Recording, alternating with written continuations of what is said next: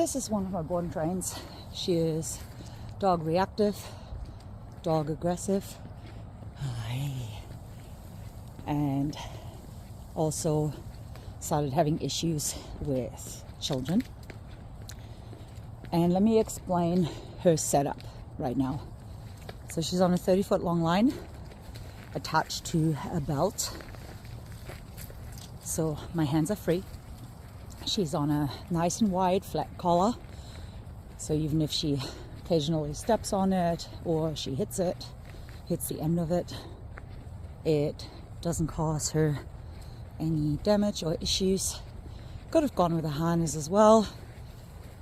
However, I find that this work that I'm doing right now works a lot better with a wide flat collar. She does have an e-collar on it, and let me explain why I'm doing all of this right now. She is a dog that displays aggressive behavior selectively. She does not just want to harm a dog for the enjoyment of exercising aggression. This is a very, very rare thing that dogs do that.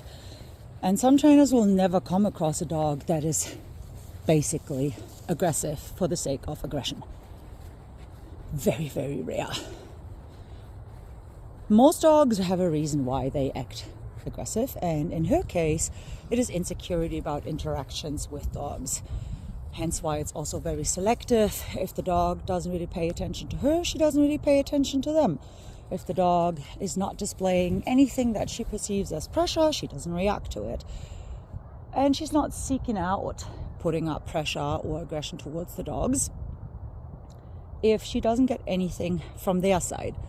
However, when there is a bit of pressure and she doesn't know what to do with herself, she will kick into aggressive behavior.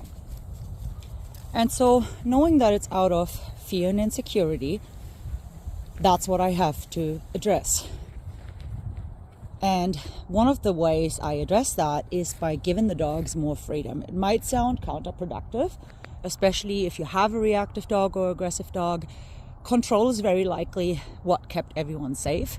However, in rehabilitation, control is not what makes the change. In many cases, it will either just more or less successfully suppress it. When I say more or less, is that it can always still happen, that there will be a reaction, and it does not help the dog. It does not change the way they feel, and it will not change the decisions they make unless you left such a huge impact on the dog that they literally shut down, and them keeping themselves safe from your punishments creates a stronger desire than keeping themselves safe from whatever they fear or what they're insecure about. Sounds terrible? Huh. That's what it is. Don't get me wrong, there's always, good girl. There's always a time and space for a correction when it comes to behavior modification, but the more skilled you are, the less likely you will have to apply it. And if very likely, only in very specific key moments where you still need to let the dog know that this will never be an option again, but I have presented you with so many other options that you can make better choices. Hi! Are you confused that we're just standing here? Good girl. Good. Good. Free. The reason why I have the e-collar on is because I need to be able to guide her when she is in auditory exclusion. If you don't know what auditory exclusion is, I highly recommend that you read up on it, especially if you have a dog with high prey drive, especially if you have a dog. Yay, yes! I hate this little pibble. Good sit. I take that. Get it. Yes!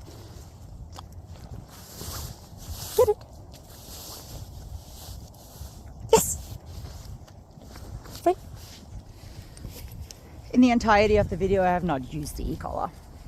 I use it to enhance her recall, So whenever she is stuck on a scent somewhere and wants to display dominant behavior, when she has zoned me out, because auditory exclusion, then I don't have to transfer any emotion down the line either.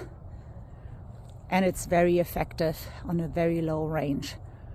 She's on a pro educator, currently working on a 6. Most of the times she's on a 4. That's out of 100 levels. I can guarantee you, you as a human will very likely not feel a single thing if I test a 4 or a 6 on you. Hey, good girl. Yes! I love the engagement from her today, because she usually has very little interest in what the human does.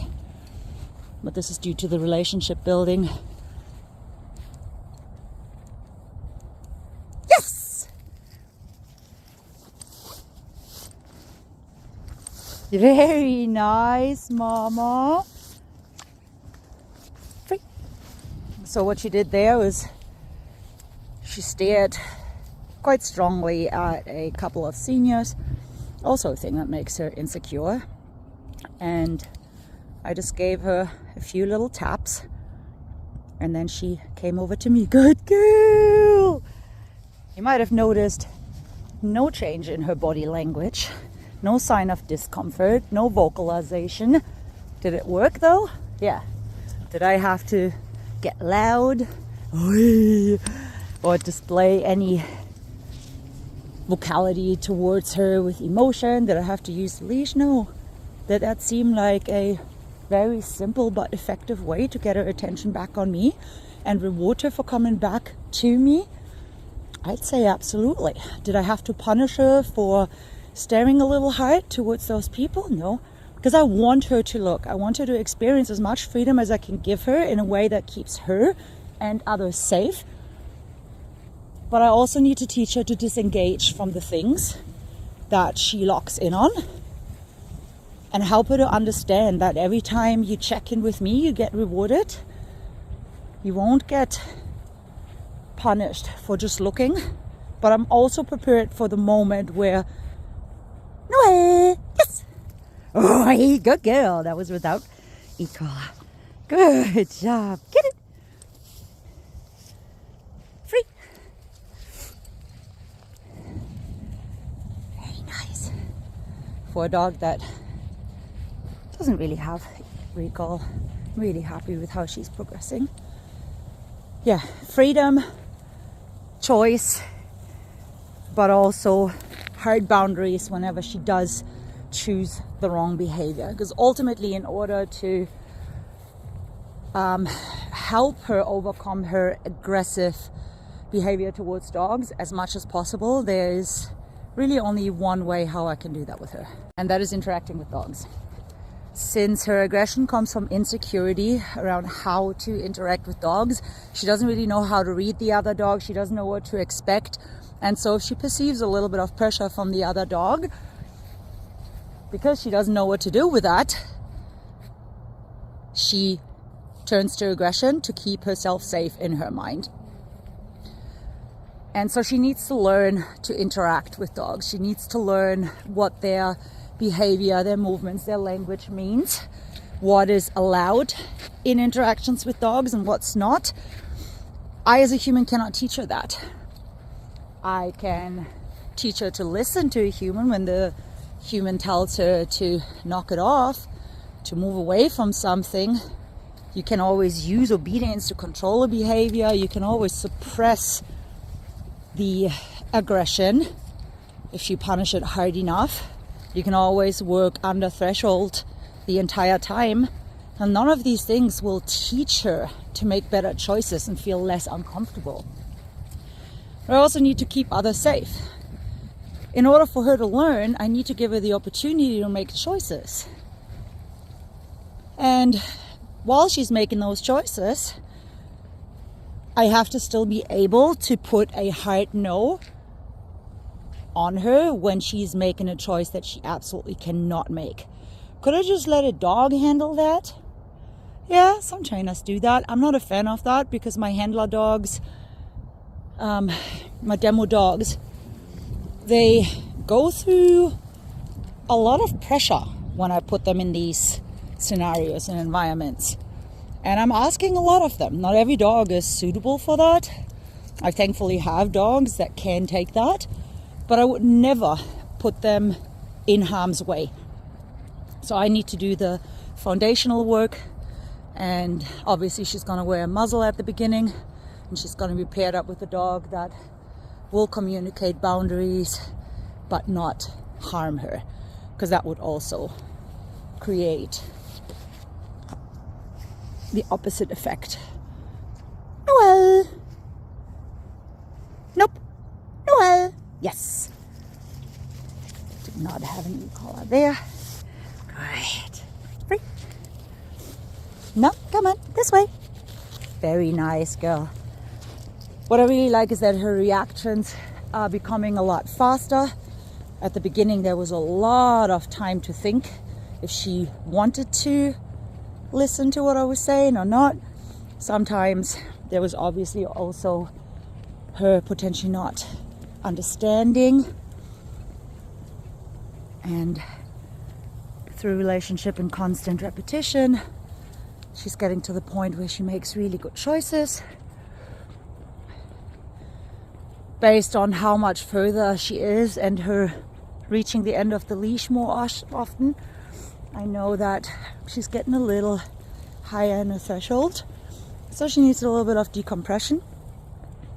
So it's not that we don't take thresholds into consideration, but a threshold can't stay a hard line that you never cross or not work with if you want to change behavior, if you want to build resilience. Threshold work, actual threshold work, is a very delicate thing. Ooh. People working in protection, for example, especially decoys. Noelle, let's go. Good girl. They know exactly how to do this. And we can move thresholds. When someone says you have to stay under threshold at all times, they don't understand threshold work. They're just applying management. They just make sure that the bomb is never taken out of its padded, insulated casing and never activated. That doesn't make the bomb any less dangerous. So working under threshold is only a very small part of it. So this is what we're doing. We started with a long line work yesterday, and she's been making tremendous choices today. Seniors, kids, dogs, from a distance, but enough to have her freeze up. Hey! Her tail is tucked less. And we're out, and hackles haven't really come up today, so that's really nice.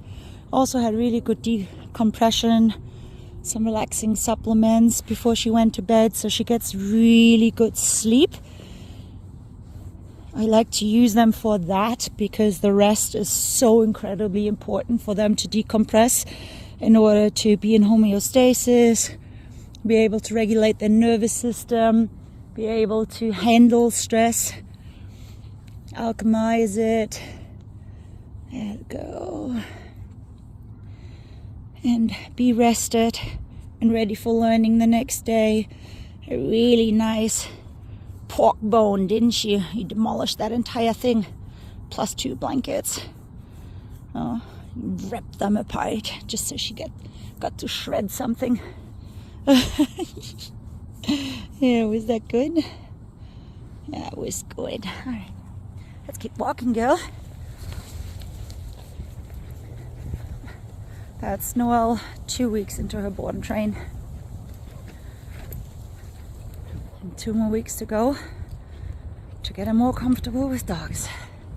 This is a dog that usually walks all the way at the end of the leash and just mindlessly pulls and drags people around, doesn't pay attention to where people are, doesn't check in, likes to blow off obedience.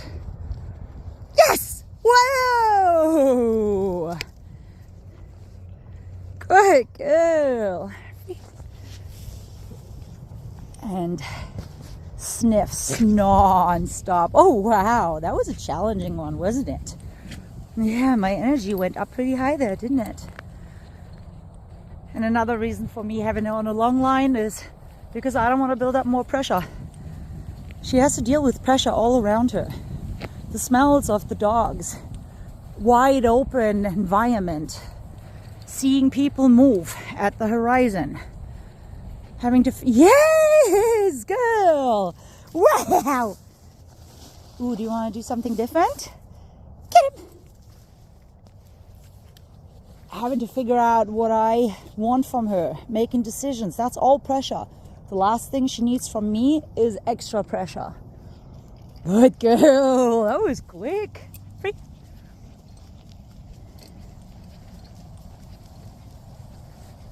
And she's doing phenomenal.